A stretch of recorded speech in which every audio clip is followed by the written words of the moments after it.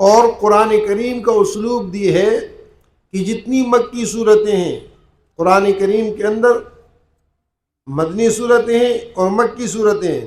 ہم جب پڑھتے ہیں اس صورت کے شروع میں لکھا ہوتا ہے مکیہ یا مدنیہ.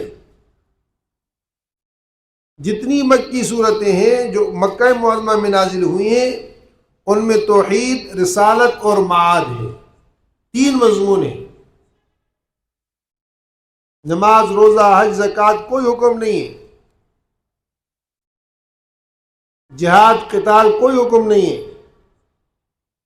معاشرت، رہن سہن، احکامات میں سے کوئی ذکر نہیں ہے. ذکر صرف 3 چیزوں کا کیا ہے: توحید، رسالت، معاد.